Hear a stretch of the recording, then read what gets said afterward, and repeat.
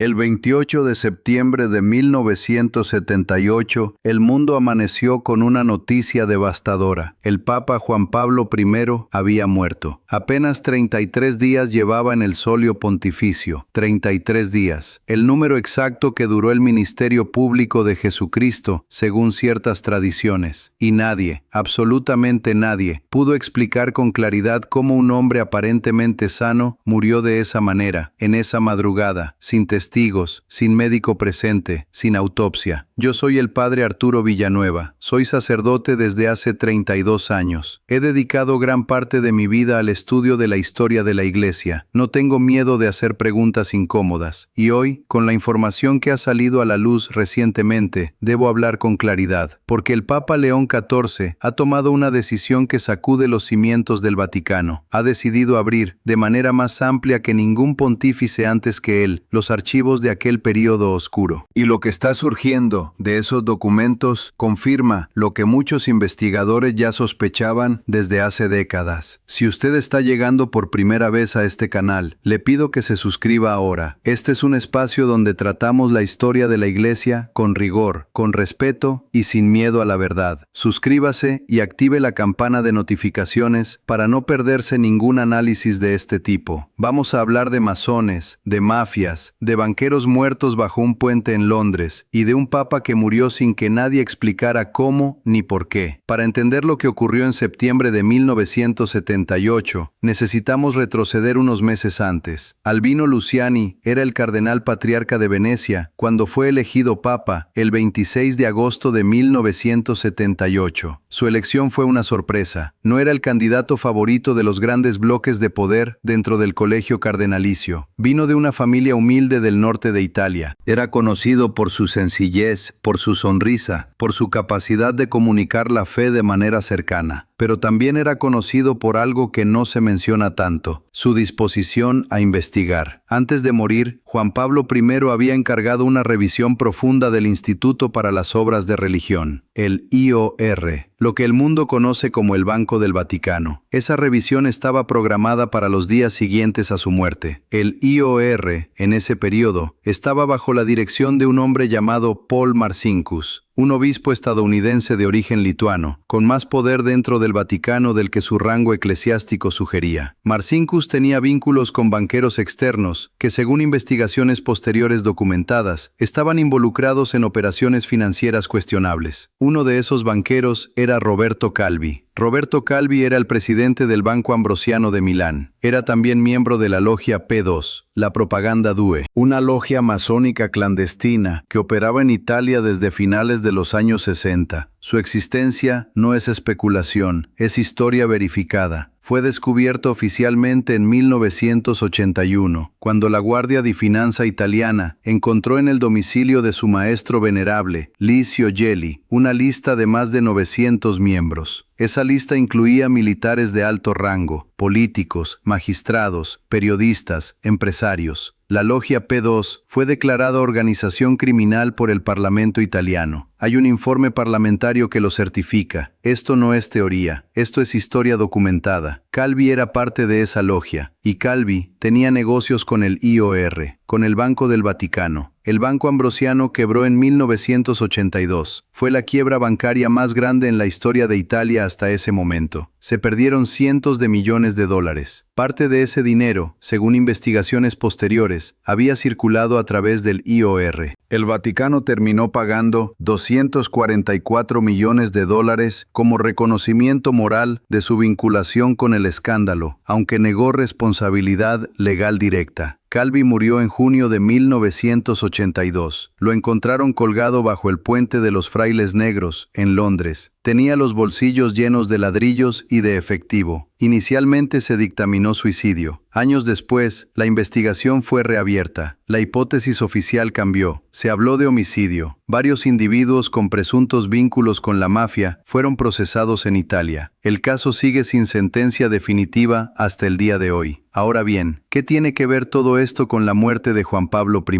Esa es la pregunta que se hizo el periodista británico David Llaup. En 1984, publicó un libro que se convirtió en fenómeno editorial mundial. Se llama In God's Name, en español, En el nombre de Dios. Llaup pasó 4 años investigando la muerte del Papa. Entrevistó a fuentes dentro y fuera del Vaticano. Revisó documentación disponible y llegó a una conclusión que formuló como hipótesis investigada, no como hecho probado. Juan Pablo I fue asesinado. Según Llaup, el Papa tenía en su escritorio, la noche de su muerte, una lista de personas que iban a ser removidas de sus cargos, entre ellos Marcinkus. La lista nunca apareció después de que el cuerpo fue descubierto. El Vaticano rechazó las conclusiones de Llaup. Otro periodista, John Cornwell, publicó en 1989 A Thief in the Night, argumentando que Juan Pablo I murió de causas naturales y que el manejo del cuerpo, aunque deficiente, no era evidencia de crimen. Cornwell tuvo acceso privilegiado a funcionarios vaticanos para escribir su libro. Eso también es un dato relevante. Ninguno de los dos ha podido probar su tesis de manera definitiva, porque hay una razón fundamental que lo impide. Nunca hubo autopsia. El cuerpo de Juan Pablo I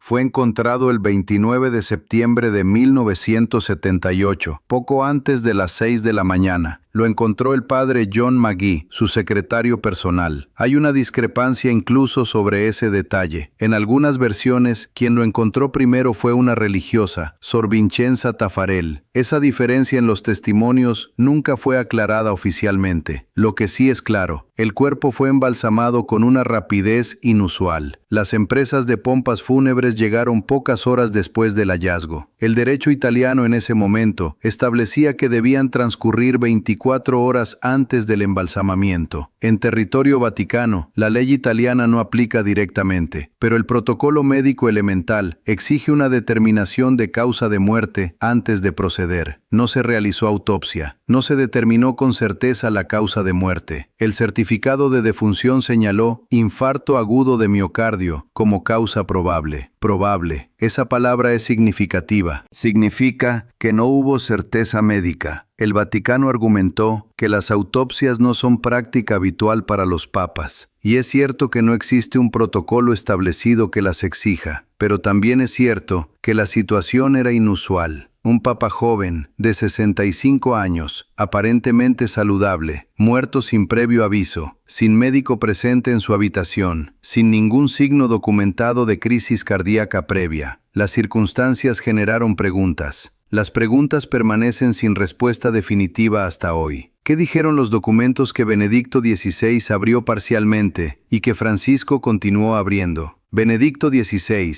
durante su pontificado, autorizó la apertura parcial de archivos vaticanos de ese periodo para investigadores seleccionados. Francisco continuó esa política, aunque de manera también selectiva. Los archivos del período del Papa Pablo VI, predecesor de Juan Pablo I, fueron abiertos en su totalidad para investigación académica en 2020. Lo que esos archivos revelaron fue importante para entender el contexto. Confirmaron los vínculos del IOR con el Banco Ambrosiano. Confirmaron que altos funcionarios vaticanos conocían parte de las operaciones irregulares. Revelaron la presión que Pablo VI ejerció internamente para contener el escándalo financiero que ya comenzaba a crecer antes de la muerte de Juan Pablo I.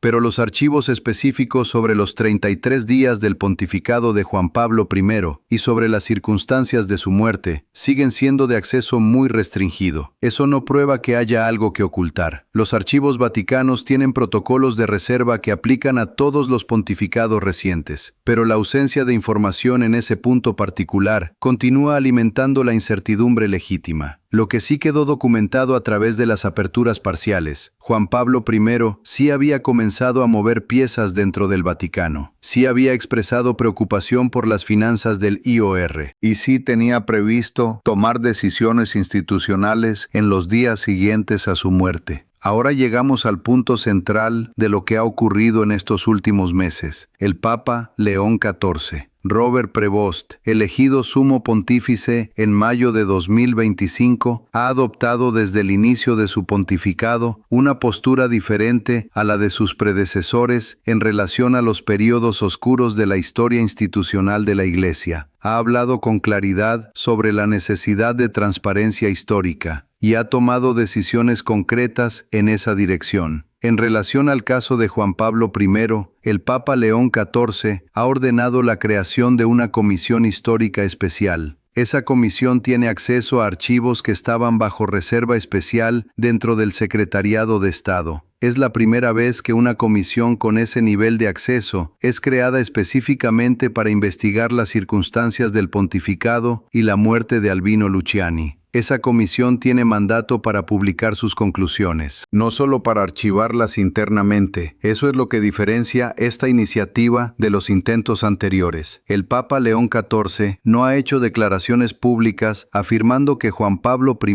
fue asesinado. Sería irresponsable e históricamente deshonesto hacerlo sin pruebas, pero sí ha reconocido públicamente que las circunstancias de aquella muerte merecen una investigación seria, rigurosa y transparente, porque la credibilidad de la Iglesia depende también de su disposición a mirar sus propios momentos difíciles con honestidad. Eso por sí mismo es histórico. Permítame explicar por qué la conexión con la masonería es relevante en este contexto, más allá de las teorías conspirativas que circulan en Internet. La Logia P2 no era una logia masónica ordinaria, era una organización clandestina de poder real dentro del Estado italiano. Sus miembros tenían influencia en los medios de comunicación, en el sistema judicial, en las Fuerzas Armadas y en el sistema financiero. Su objetivo documentado era, según el informe parlamentario italiano de 1982, mantener una red de influencia que trascendiera los cambios de gobierno. El hecho de que Calvi, con vínculos con la P2, tuviera negocios directos con el IOR no es especulación, está documentado. El hecho de que ese dinero circulara a través de estructuras financieras que también servían a intereses de la mafia siciliana, según investigaciones judiciales italianas posteriores, tampoco es especulación. La conexión entre la P2, el Banco Ambrosiano y la mafia fue investigada por la justicia italiana durante años. Hubo procesamientos, hubo condenas en algunos casos relacionados. La red era real. Lo que no está probado, lo que sigue siendo hipótesis, es si esa red tuvo algún papel en la muerte de Juan Pablo I.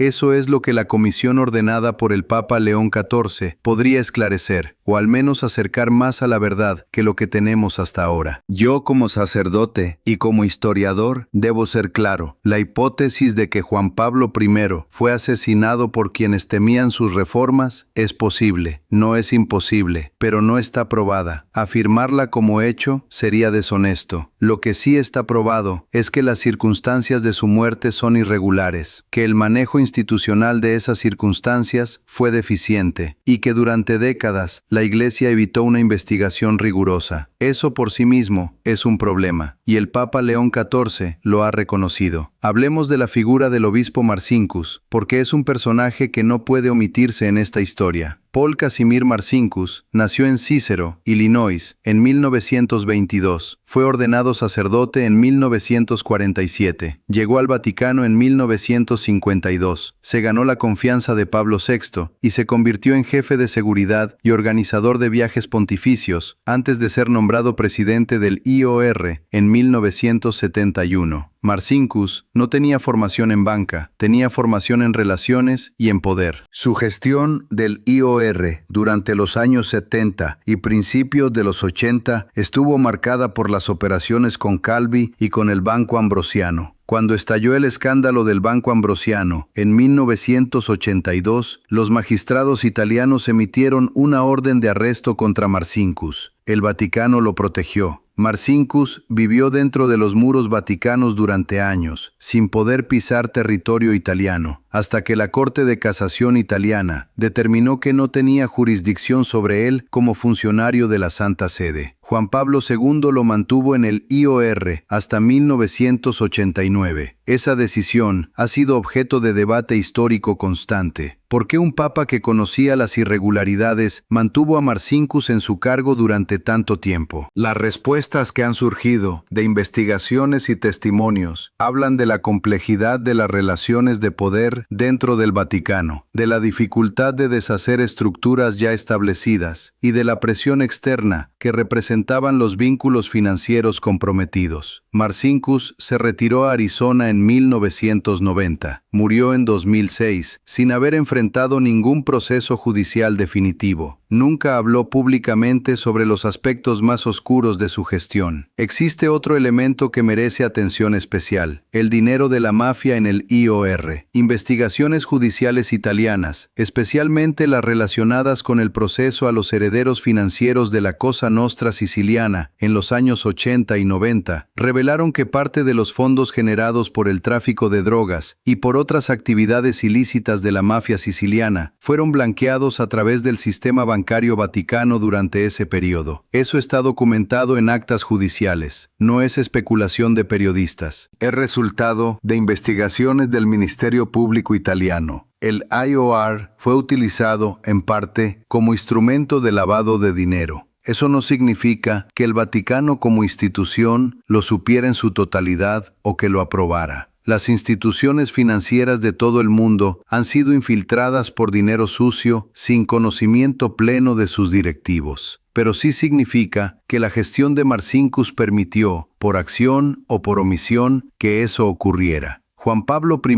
llegó al pontificado con voluntad de limpiar esa situación. Hay testimonios de cardenales que trabajaron cerca de él que lo confirman. Esa limpieza iba a afectar intereses poderosos, tanto dentro como fuera del Vaticano. Si alguien tuvo motivos para querer que Juan Pablo I no llegara a ejecutar esas reformas, esa persona o esas personas estaban conectadas con esos intereses financieros. Repito, eso no prueba que fue asesinado, pero establece un contexto que merece investigación seria. ¿Cuál es la posición de la Iglesia hoy sobre este periodo? Es una posición de transición. Juan Pablo II, durante su largo pontificado, no abrió los archivos relevantes ni ordenó ninguna investigación formal sobre la muerte de su predecesor. Eso generó, comprensiblemente, sospechas en muchos sectores. Benedicto XVI dio algunos pasos hacia la apertura, especialmente al autorizar el acceso parcial a documentos del IOR para investigadores académicos. Francisco avanzó en la misma dirección, con la apertura de archivos del pontificado de Pablo VI, pero fue el Papa León XIV quien dio el paso más significativo: reconocer públicamente que hay preguntas sin respuesta sobre esos años, ordenar una investigación formal con mandato de transparencia y enviar una señal clara de que la Iglesia del siglo XXI no puede construirse sobre opacidades del siglo pasado. La posición actual de la Iglesia, expresada por el Papa León XIV, es la de una institución que acepta mirar sus propias sombras históricas. Eso no implica aceptar como verdad todas las hipótesis que circulan. Implica comprometerse a una investigación honesta. Para muchos fieles, eso es suficiente. Es lo que esperaban escuchar. Para otros, especialmente para los que han seguido este caso durante décadas, las palabras no bastan. Esperan resultados concretos de la comisión. Esperan acceso a documentos que han permanecido cerrados. Esperan quizás una respuesta definitiva sobre lo que ocurrió realmente aquella madrugada del 28 de septiembre de 1978. Permítame hacer una reflexión final que considero importante. La historia de la Iglesia Católica tiene momentos de luz extraordinaria y momentos de sombra profunda. Eso no es una crítica, es un reconocimiento de la realidad humana de una institución que existe desde hace 2 milenios. Toda institución humana, sin excepción, tiene sus capítulos oscuros. Lo que distingue a una institución madura de una inmadura no es la ausencia de esos capítulos oscuros. Lo que la distingue es su disposición a enfrentarlos con honestidad. Juan Pablo I